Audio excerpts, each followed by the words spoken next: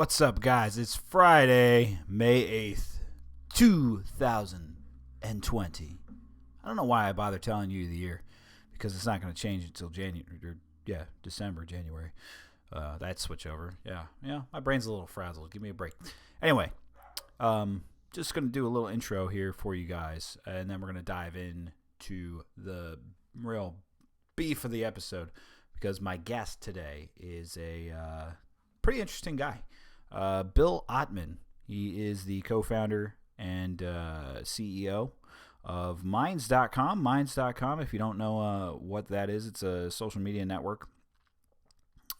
It's not brand spanking new, but it's fairly new in the social media world, and it works differently from Twitter and Facebook. We're going to go into the nuances in the interview. But Bill's also a freedom of information activist, and he's just a very interesting guy. He's got very big tech guy in the current playing field. We had a nice long conversation for almost nearly an hour over a host of different topics. I think you guys are going to love it. So I'm not going to keep dragging this out. You know, we could talk about COVID and updates and all that, which, yeah, it's a COVID world. But you know what? Let's do something a little different. Let's talk about the internet, information, social media. Let's talk about that. So without further ado, my guest, Bill Ottman. Bill, how are you doing today? Hey, great. Thanks for having me. Thanks for coming on the show, man. I really appreciate the opportunity I have to have you on here, pick your brain a little bit, figure out a little bit more about you. So I appreciate your time. So you've created a social media network in Minds.com. You're the CEO, co-founder. Can you tell my listeners a little bit more about your backstory and who you are? Yeah, sure. So I started Minds. It's an open source social network dedicated to transparency, privacy, free speech, digital rights in general. We have a whole monetization system that we're using to try to help creators earn revenue. Basically just doing everything the opposite of the big tech networks who are really just on the path to chaos right now. And then, otherwise for me, I have always just been interested in just getting to the bottom of what's really going on this planet and trying to do what I can to help make it work better. It's not working too well right now. So it's a little chaotic. Yeah, there's a little chaotic. There's good parts. Of course, yeah. But you have to have chaos mixed into there. Otherwise, it wouldn't be any fun. That's very true. You can't even experience you can't experience calmness without chaos, because you need to have the juxtaposition. Yeah, absolutely not. So just to break some things down, so open source network, what exactly does that entail, and what does that mean? Because I'm hoping to bring it more into the public lexicon, but basically it just means that all of our code is transparent, public, auditable. It means that anybody can take our software and make their own social network. They're not beholden to us. And that's just really important for the principle of understanding what the hell the algorithms are doing. And so no major social network is open source. All of their code is totally secret. So, we also are partially community owned. So like thousands of members of our community actually own stock in Minds, which we did through a really cool program called equity crowdfunding, which got passed into law a few years back, which basically allows startups to raise money from both accredited and non-accredited investors. Okay. So we published our financials yearly. We're just way more transparent than, public companies obviously have to publish their financials, but most major social networks were resisting that until the very end. Right. They were kind of pressured into it, weren't they? I mean, I think that, they want to keep their cards close until they absolutely have to reveal what's going on. So, I mean, I think that they Right. probably did want to go public eventually, but, you know, until that moment, they were as secretive as possible, and they still are. Right. And that kind of plays into Twitter, Facebook, Google even. They all have these algorithms, right? They're all tied to like advertisement companies and how things get like tailor made to your cell phone almost, like Hmm. things that you're interested in. Hmm. And that is that there's no association with that with mines, or is there? Like in terms of No, the we don't do that. We have advertising, but it's not surveillance based. It's um, basically we're not doing any targeting, and you can turn it off. So we have the system where you earn crypto tokens for your activity on the site, and then you can use those tokens to boost your content. One token gets you 1,000 views, and promotion in itself is a good thing. I mean, people want to promote their content. So we're not anti-advertising. I think there's some alternative networks that kind of take that stance. They're like, no ads ever. And it's like, well, actually sometimes they can be useful. You just don't want them to be annoying or creepy. Right, right. Well, I don't want them personally. Like if I'm talking about Jeep Wranglers or whatever to my buddies, because I do this all the time. I'll talk about something, or I might just search it once, but then all of a sudden, every ad that I see is something that I either talked about or something that I searched on Google. Yeah, And we do not do that. right, right. I mean, the concept of that is kind of cool, but it freaks me out a little bit more out of my comfort zone than I would. Again, it's yeah, and it comes back to consent. Like sometimes that could be used. Like if you opt in to that and you say, look, as long as you're not spying on me, but if I want to share certain data with the network, then that should be my choice to do. And actually, I should probably get compensated for that somehow. Um, so I think that targeting is also not inherently negative as long as the targeting is consensual. Like you don't want to be in a program that you're not aware of. Right, right. And I'm betting if I ask this question, I think I know where you'll end up going with it. Uh, a lot of that consent, quote unquote, is wrapped up in like very large legal end user agreements, isn't it? Yeah, exactly, which no one reads. And Right. you're not even really in a position to opt out. So, the only way to opt out is to not use the site, which actually more and more people are starting to do. Just leave. But, when you sign up, Facebook has this whole, and Google and Twitter. I mean, you go into your settings and they have these extensive quote unquote privacy controls. Right, But, right. that has more to do with like visibility.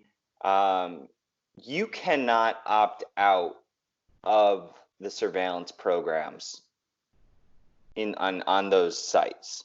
There's no way to just fully opt out. Basically, they're capturing a footprint of you, whether you like it or not. Right. And that's what they consider, the cost of their product, that you get it for no money, but you're certainly still paying for it. And, the crazy thing is, I think there are a lot of people who would pay to not be getting they pay $5 a month to Google or Facebook or whoever in order to not have this happening to them. And that should that you would think that some monthly price would be able to cover the cost hit that it would be to them to not do it. But yeah, for some reason they're just not allowing that option. We actually that is our revenue model. Like yes, we sell tokens so you can do the advertising, but you can also get Minds Plus or Minds Pro, which is more for like pro creators. And we charge monthly for that. I keep bringing this up, but it was a funny exchange on Twitter I saw the other day. There's this guy who's the CEO of Basecamp, and which is like a collaboration tool, and they're launching an email service. And someone on Twitter was like, "Hey, how are you going to make money off this?" And he goes, "Money. We're going to charge money." Right, right. Because, that's sort of rare in Silicon Valley to just charge money. There's sort of this consumer tech paradigm where, the data is sort of how you're monetizing it, which is really just that needs to just stop. People are over it. And maybe some people aren't over it and they'll do it, but they should have the choice to turn it off. Right, right. And I think I think you have a point there that before it seemed like everybody was, on the internet and these things were, quote unquote free. Uh, I'm more inclined to believe your line of thinking. I think what you're saying is pretty much we're selling ourselves. We're selling our data, our blueprint to these companies. They're getting it for free because we're using their product and we've agreed to it. And then they make all the money off of the targeted ads, the algorithms, the revenues, all that business that we don't really see. It's kind of behind closed doors and behind the curtains, and you can't turn it off. But I think you might be right. I think people are kind of moving away from this whole, well, I pay for the internet, everything on the internet's free. It's like they're starting to second guess that idea of, is it a good idea just because this thing is free for me to be diving in and using it and not even really paying mind to the, 15, 20 or 74 page user agreement, whatever it is. Yeah, yeah, absolutely. I mean, it's tough though. I mean, people just love new technology. They love, trying all the new apps. Like now it's all about TikTok, and Hmm. TikTok is just, surveillance nightmare. I think it's mostly Chinese owned, and it's uh it's scary. But though I have seen some significantly more backlash about TikTok than other apps recently because of the surveillance stuff. But, at the end of the day, it's like people just want to forget because, Facebook owns Instagram, WhatsApp. You don't hear people complaining about Instagram, really. Everyone loves Instagram. Instagram's like Right. the trendy app, which, it's a beautifully designed app, but like it is Facebook. And people like to try to pretend that it's not.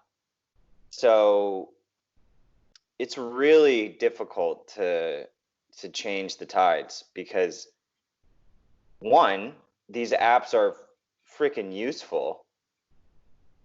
They are good communication tools and they're extremely well built, but they have this rotten core and or they're just like infected.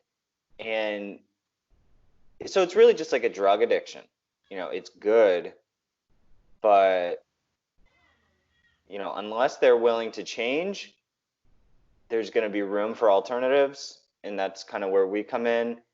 And it's going to take time. It's going to take a long time because these companies aren't going to turn into MySpace. It's not the same time. They're much more deeply embedded in culture than MySpace was. Right, right. And I'm actually I'm gonna throw a call back here to an interview that I believe you did on Joe Rogan's podcast. I believe you said, I believe you kind of compared it to food. We all want to know what's in our food. Why don't we seem to want to know what's in our apps, like what we're downloading on our phones, what's on our computers, GPS systems that we might use, whatever the case may be. Hmm. Do you think that that's something like? Do you think that that's like a movement that you're trying to drive and lead, like awareness of what you're doing? It's not just this free open world that's free of dangers or anything, but rather we need to be a little more self-conscious of what's going on with what we're doing? Yeah, for sure. And I mean, yeah, I love the food transparency analogy, but it's not like, any of us are, you look at your food, you see, is it organic? You see, is it, GMO? Where's it from? You look at the ingredients. We're not all food scientists, but it's becoming super common for people to, look at the packaging, look at the basics about what's going on with the food. And, I sort of have this litmus test when I go to a website. I always go to the footer and I look and see if there's any link to the code.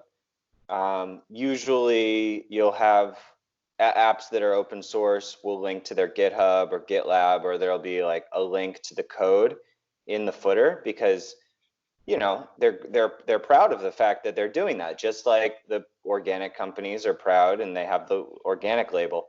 So the easy place to start for people who would obviously never go and actually look at the code is to just go to the footer and just see if there's a link to it.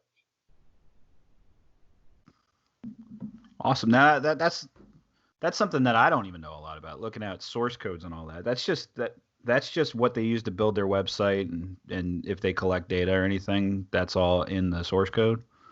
Yeah, exactly. So, I mean, if you go to the footer, and usually there'll be a little icon, next to the social icons, but which is a link to this site called GitHub or GitLab. GitLab is like the one that we use, but GitHub is basically a social coding network. And so that's the place where most apps in the world are getting built. It's it's just collaboration tool for coders. And you know, and just because it's open source doesn't mean that it's secure necessarily, but the companies that are sharing their code typically have a dedication to these principles. That's why they're in it for the right reasons. It's not 100%. You could definitely have some spy tools in just because it's transparent doesn't mean it's not going to hurt you. I mean, there Right, right. you could transparently drink poison. Mm-hmm. So, but yeah, that's what I look for. It's kind of this little like monster looking icon, or this little, like, I think they call it like the Octocat is there. It's just like this weird little guy. But yeah, that's about. There's no like organic icon for open source apps. That's something I've thought about maybe doing at some point. Just something that's a little bit more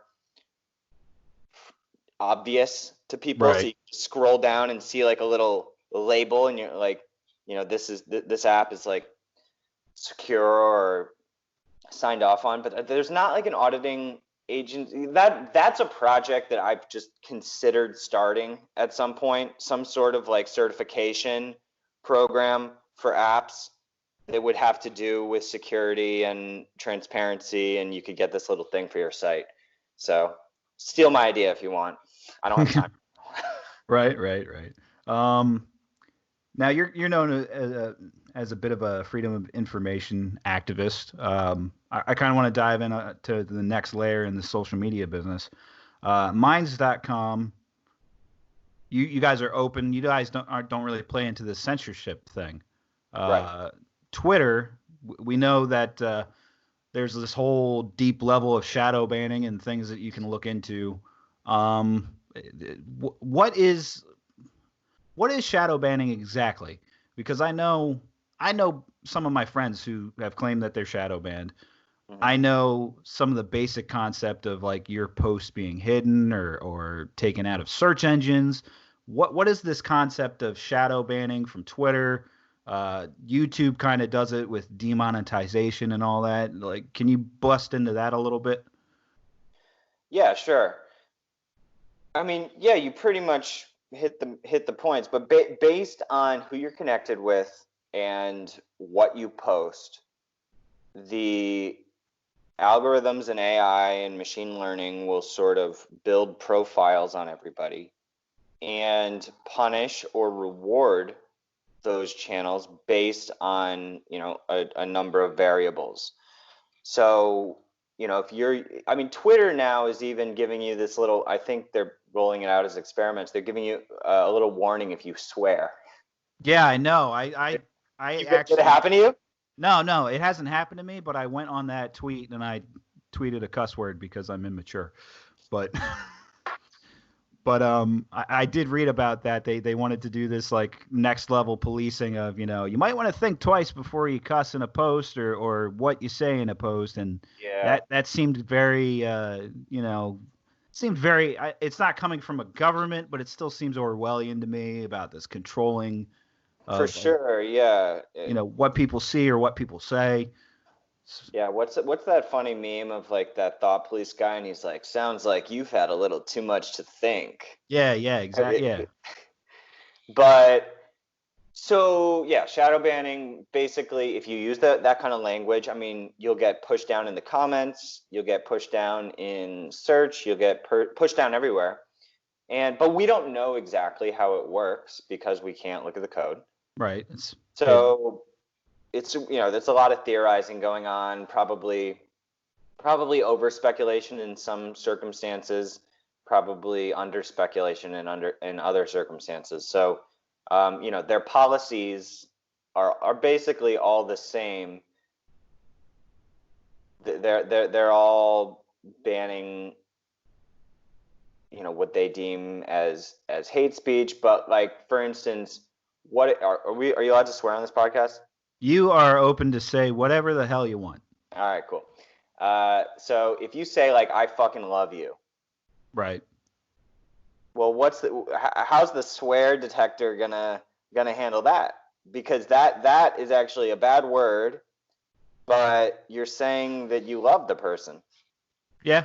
Yeah. I could So so, see. so stuff like that will start to happen. Or if you say I fucking hate you, then but you're sort of being sarcastic, Yeah.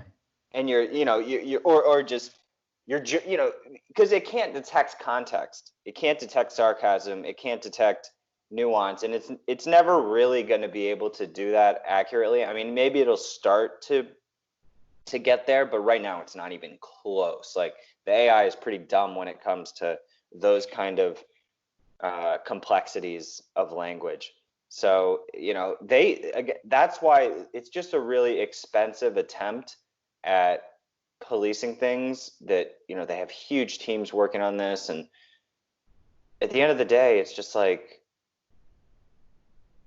why don't you just let all legal content be on the site? Like, what are you really trying to achieve? You're actually losing market. You're losing people who are really pissed about this, because there's a lot of people who are really upset. Maybe they haven't left yet, but once there's a good enough alternative, a lot of them will.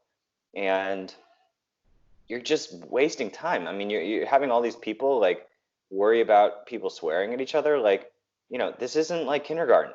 This is this is the internet. So let's like provide different. You can have filters. I do think that, by default, I don't know if you should necessarily be, uh, a user should probably have to opt in to see like nudity and stuff like that. Right. Right. But, beyond that, it's like, let people do what they're gonna do. Like, you don't, it's just, it's such a nanny type situation, and they think that they're doing this really helpful thing for people to keep everybody safe, and so you don't see misinformation, and so you don't get the wrong idea about coronavirus or whatever it is. But at the end of the day, it's just like, guys, that's not your job. Not no. Ultimately, and the thing that gets me about when I read that article about how they were thinking about taking it to the next level, policing against cussing, you know, Hmm. Twitter itself has those profile settings where you can mute certain words, you can block accounts, you can block Right. can mute accounts. So they have these great self-policing tools in there for Mm, people who, if you absolutely don't want to see something, it's really easy to go in there and just block it. You can build up your own echo chamber as much as you want. Uh, that's on you as a user. yes. It's not. I don't need Twitter to tell me, oh, hey, that tweet was bad. Like, maybe I want to see the tweet, even if it's bad, misinformation, whatever. Maybe I want to see it so I can see it firsthand rather than just have some outside source tell me, no, you don't want to look at that. Look over here. Mm. This is the good stuff. This is the bad stuff. We're gonna just block it for you. I think that actually builds up a scarier environment for the internet. Um, and then mentioning you talking about COVID, I might as well take steps into that direction right now. I'm sure. Did you see the video of Dr. Dan Erickson and Artem Masahi from the Bakersfield Doctors? I, you mean the one that got taken down from YouTube? Yeah, yeah, that I one. didn't actually watch all of it. I watched like the first 5 minutes of it. Right. So, but I kind of know the gist. But if you could give an overview, that would be good. I mean, they sat on it was an ABC News interview, and I think it was like 40 minutes long of them talking about and breaking things down. They brought out some statistics and all that. I know at least two agencies in LinkedIn with American Healthcare denounced their video because of some of the data that was presented.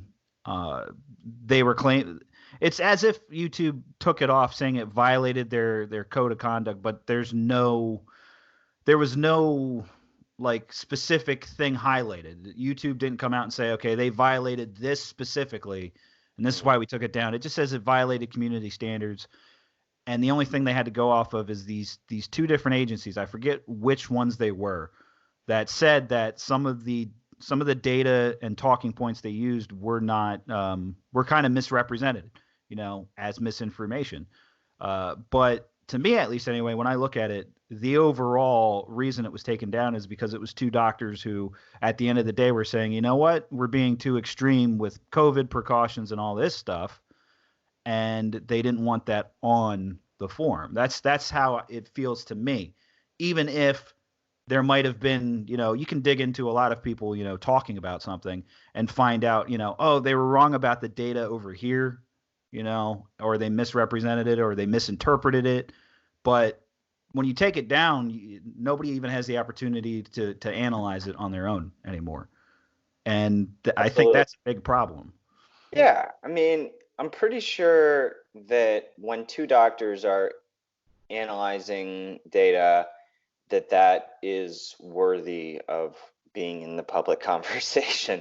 I mean, didn't Elon tweet out that video? And Yeah, like, I'm pretty. And it's like, look, Elon is a wild guy, and obviously he makes mistakes. But you know, to say like, I don't even know about the validity of what those doctors were saying, but it is worthy of being in the conversation. Like it's not even close from where I'm coming from to be like bannable content. You know, because mistakes, this whole misinformation is a very clever word because if I put up a video that says 2 + 2 = 8, are you gonna ban me? That's misinformation. yeah, It's a mistake. Are people not allowed to make mistakes? So are you saying that everything on the platform is true now? Because how do you really decipher between mistakes, misinformation, jokes, you know, deliberate, you know, the intention, again, detecting intention. Like, okay, if somebody is maliciously trying to get people to drink poison, okay, that's one scenario. But if somebody mistakenly says 2 + 2 = 8, it's like, it's just impossible to enforce. And at the end of the day, it's like, it's disrespectful of the community to think that people don't have the ability to just scroll by, or like you said, self-police, go into your settings, click what you don't want to see. I mean, they already provide lots of tools to do this, and it's just really scary that they're getting in everybody's heads to have this chilling effect where when you post, you're like, oh, should I post that? It has a much more subliminal effect on culture than you would think. And it does make people think twice about how they're communicating. So, that's scary because we don't even know what we're missing, because it's just deep in our brains. You can't predict what Elon Musk or Sam Harris or whoever it is would have said if they had been in a truly open forum where they weren't scared of any repercussions. I mean, generally, I think those guys are not typically scared to say what they think. But, I think we all probably self-censor more than we would if we felt confidence that we weren't going to get banned. I could definitely see that. To me, I wish I wish these websites and the internet was a little more like Joe Rogan's podcast almost. Like Joe Mm-hmm. Rogan will have anybody on. He'll talk to anybody who will sit down in the chair and have a conversation with him. And everywhere else on the internet, it's like it seems like almost a polar opposite of that. It's like play by the rules or get banned. You know, if we don't like you, you're gone. Well, they play this game of, if you talk to somebody who has extreme views on one side or the other, then suddenly, because you're talking to that person, you agree with everything they say.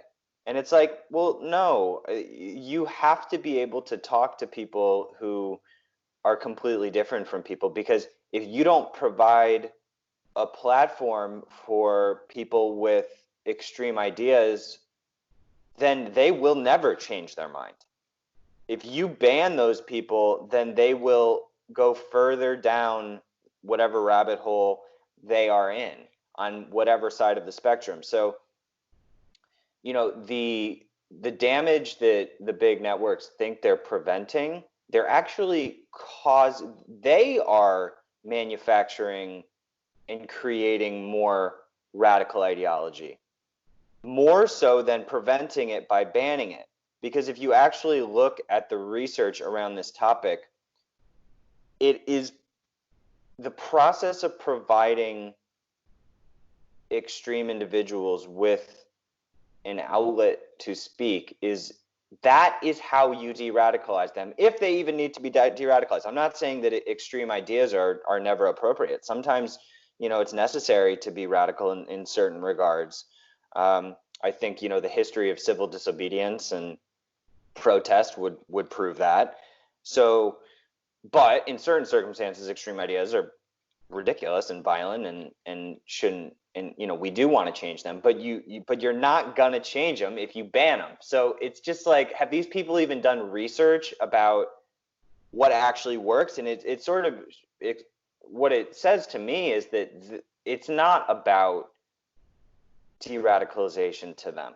It's about controlling narratives. It's about controlling the discourse. They want more power than they actually want to solve the problem. Because guess what? It's not an easy thing to change people's minds. That could take decades.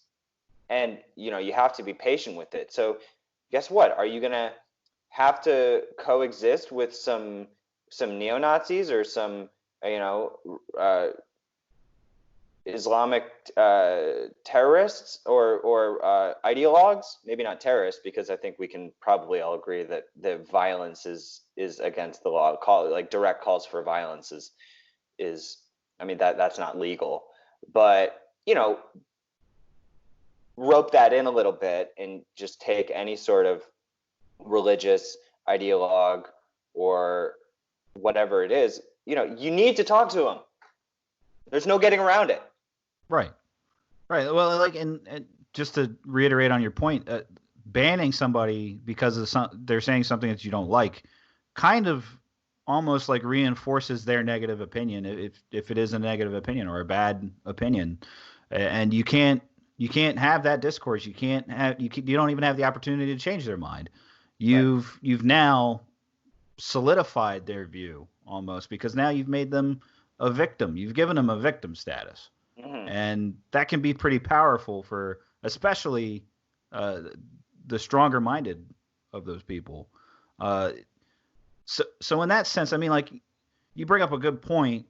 There's laws in place for things like, calls to violence. That, like, if you posted something like that on a network, uh, we have law that's dead to rights to get you for inciting violence or trying to incite violence.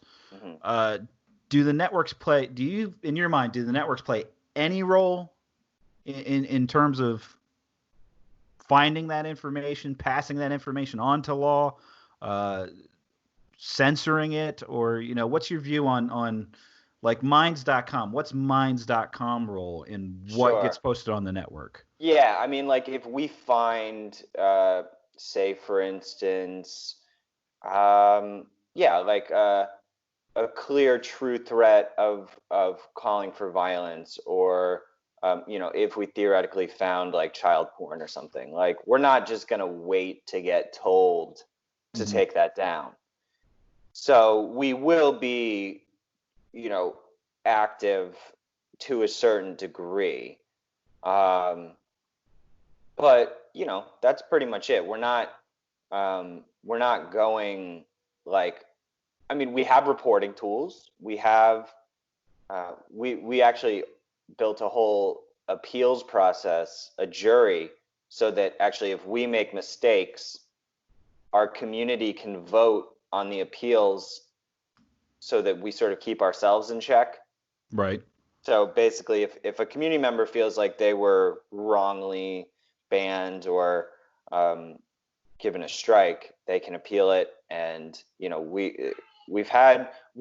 90% of the time, people don't argue with the choices that our moderators make. But a few times we made mistakes, and it's awesome to see us being able to engineer ourselves to protect against ourselves. I love that process. That's like, that's what it's all about. Sort of having the skepticism of yourself to know that, guess what, as networks grow, things, even if you weren't expecting in the beginning that you were going to get pressured to change. I mean, Twitter started off as being very free speech, Right. and Right. they really changed a lot over time. So I'm very cognizant of the fact that that could happen to us, and putting as, I mean, it can't ultimately happen to us as much as it could with Twitter, because our code's open source. Anybody could actually just take our code, put up a new network, and it could, if we started getting too overreaching, I'm sure that another node would pop up and everybody would just go there. So from the beginning, we sort of put that protection in place so that ultimately people can just whiz up another version of the site very easily. So I don't know if that answers the question. I don't remember what you originally said. No, I think that was a good overview of the subject. Um, with that, some of the some of the discussion about COVID going on. I know Facebook, like, they were putting on bans and taking down content of people who were, and this is the really scary bit in my book, seeking to uh, you know, live out their constitutional rights. Like, they were taking down and flagging pages or event calendars for rallies. We're gonna go Hmm. rally at the Capitol. Uh, First Amendment right. First Amendment right. Government Sure. actually doesn't really, by the law of the Constitution, have the right to ban a group of people from gathering and doing that. But Hmm. Facebook was going the next level and saying, well, we're just going to take that content down. We're not going to let them organize on our platform. how do you feel about? I mean, there's one argument, I guess you could say, that Facebook's an entity and you agree to use it and they can kind of do whatever they want. But to me, at least anyway, I think it sets a very, very bad and dangerous precedent of, this is a platform. This is kind of like it's digital, but it's still kind of like the public realm. This is like this is all integrated in our lives. This is what we do. We go Mhm. online, we talk to people, we Yep. organize online, we do all this stuff. So, I mean, do you find that another scary aspect in there that a network could go to the next level and say, all right, well, now we're gonna really take away something that you have a fundamental right to do just Right. because we don't like it because it's against a government and COVID or whatever. Yeah, yeah, for sure. And I mean, we take a pretty simple stance with it. I think you have to crystallize this topic to be simple, because if you get into every type of edge case, whether it's organizing an event or posting a certain type of content, it's like we typically stick to what has been referred to as the Manila Principles for digital intermediaries, which was created by a consortium of digital rights groups, including the Electronic Frontier Foundation. And that says that basically digital intermediaries, whether it's a social network or a domain company or whoever it is that is facilitating global communications, is just not going to diverge from what's lawful. That's the line. And so, you know, obviously, yeah, I think it's problematic if Facebook is doing that with the events. I don't want to get in. It it shouldn't be, because they're getting tons of pressure saying, listen, you are facilitating the spread of this pandemic. You have to do something. This is not acceptable. And because they are adopting the content policy that they have adopted, where they are taking down all kinds of stuff that's perfectly legal, it's like, guess what? Yeah, they have to do it with events too, because they've already bent over. So, for them to be consistent with their already uh, ridiculous content policy, yeah, they've already submitted. So now they just rolled out they're calling like the Supreme Court of Facebook, which is so stupid because they spent $100 million on hiring like all these lawyers and a judge to moderate their appeals process, so that if people think that appeals basically go to this body. But if you read between the lines, the mandate of that Supreme Court is still to enforce Facebook's policy. Right. It's not to actually rewrite Facebook's policy. It's not to call that policy into question, basically, is what you're No, saying. no, no. It's just to make sure that their current policy is being upheld properly, so that Facebook isn't making mistakes with their own policy. It's a total charade. It's not. It will do nothing to change people's actual objections to Facebook. This is what Facebook does. Like every time they get under fire, is like do some sort of uh, cover up of, and like with the privacy controls. They'll be like, "Oh, you're upset about surveillance? We just rolled out all these privacy controls." It's like, well, actually, you're not even letting me make you stop spying on me. That's Right. the only thing. That's the only thing I actually cared about. But you just created this whole console for me to like have an illusion that I have privacy. So they're really good at spending like $100 million on a program that tricks most people into thinking that they address the problem. Wow. That's something that I haven't even looked in more deeply. I'm glad that you brought up the Facebook Supreme Court idea, um, because I had heard about it, but it was like a passing thought. And part of that's probably because I don't use Facebook as much as I used to anymore. Uh, So with that, I kind of want to go into wrap up mode here. So minds.com, um,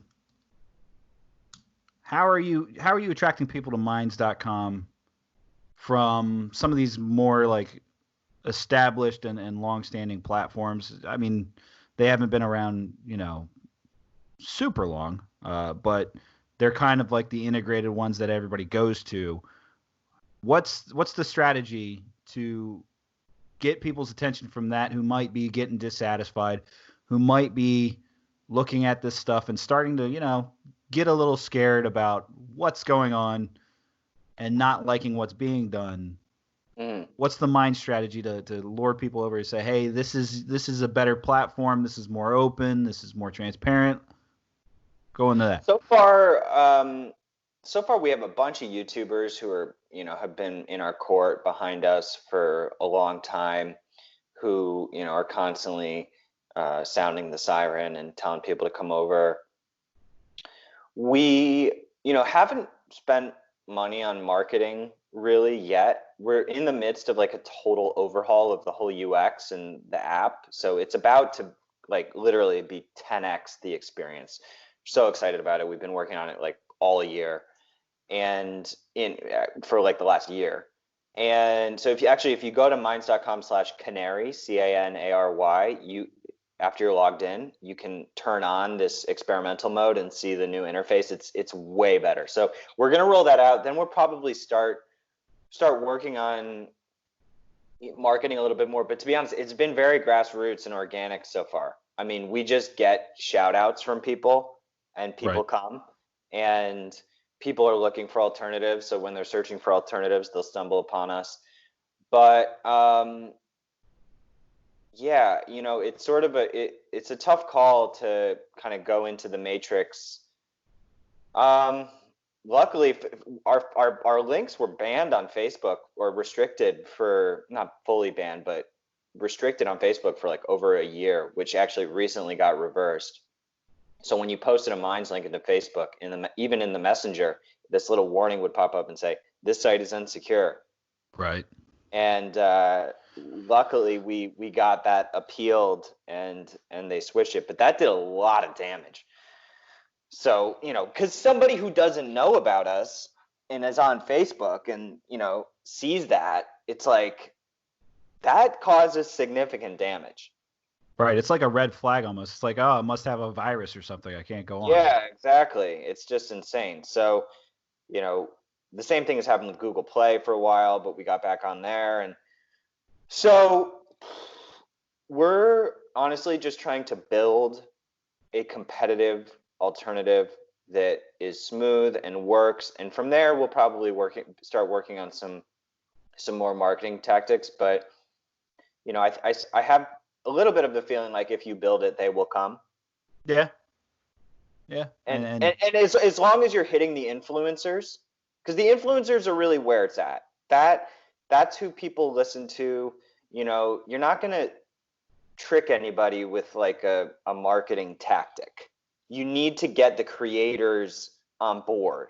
And so if we can help creators make money and get more exposure and be able to say what they want to say, then I feel like that's where the mass migrations on the internet are going to happen. If you get all the biggest YouTubers, the biggest people on Twitter to make the move, honestly, I think shifts could happen very quickly. You know,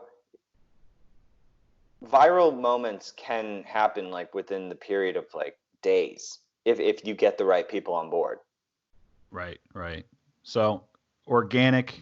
That's how I got onto Minds. It was a recommendation from a buddy who was already using it. Mm. So that's what drew me on.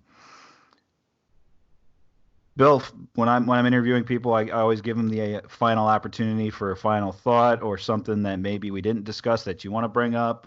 I'll leave that open to you, and then also just dive into where people can find you. I know minds.com will be a primary source, but if they can find you anywhere else, let that out there too. Sure, man. Yeah, I would just say start experimenting with this stuff. The stuff that you use, the apps that you use, the browser you use. it all matters. It's like we're clicking these things 1,000 times a day. So all those clicks are what is driving the evolution of the internet. So you should just, think about what you're clicking on. Every time you click on Safari instead of Brave or Firefox, like you're feeding Apple or you're feeding Google with Chrome. Like a simple switch like that of like logging into Minds once in a while, clicking on a different browser, making DuckDuckGo your default search engine on your browser. Those types of things literally are what is going to change this whole situation. So sometimes, it takes a little while to get used to. I made the DuckDuckGo switch on my mobile browser like a year ago, and for like 2 days I was like, oh no, it's like a little bit different. Right. Honestly, that a couple days, and then like the feeling that I have searching now, I don't feel dirty, and like the benefit of that is just huge, and I always find what I need to find. So it's like, again, they have their tentacles around your neck and like in your brainstem. You just got to like rip them out, go through a couple days of withdrawal, and you'll be okay. Right. But yeah, you can find me minds.com/Ottman. That's where I'm at. I'm not on the other places. That's good, man. I was expecting you to be like, hey, I'm on Twitter too. I was like, wait a minute, but no, I did it. And I felt bad. Like I even deleted my LinkedIn, which is like, you delete it and they don't let you back, and every once in a while, because I used to get like a lot of people reaching out through LinkedIn. I'm weirdly like, but like interesting people, like all these different entrepreneurs and like business owners, and people would reach out to me. So I'm, but LinkedIn, it's Microsoft. They have really bad data policies and practices. I was like, I just gotta rip it out, walk the walk. And honestly, it all helps me because I focus my energy. And it's like, if I can't use this, if I can't use Minds as my normal communication platform, how can we expect the world to? So I need to like use myself as an experiment in order to scale out. But it's like, if I can stay focused, and our team even specifically, it's like for our team communication, like I keep, we're trying to not use all of these other like Slack and other collaboration tools. We're trying to just use our platform for our communication so that we can walk the walk, because we're a microcosm of every company or every like group of friends. So that's our project. We're not there yet, but honestly, within definitely this year, the app is just going to be fully indistinguishable from the functionality that everybody needs and expects. So it's taking a little bit longer than expected, but it's definitely it's gaining traction. So yeah, man, thanks for having me on. I really appreciate it. What's your username? On minds.com, I should be Fritzcast. Okay, great. I'll hit you up on there. Appreciate it. Yeah. Thank you for your time, man. Thanks for coming on Fritzcast and letting me pick your brain a little bit. Cheers, man. I really enjoyed the conversation. Talk soon.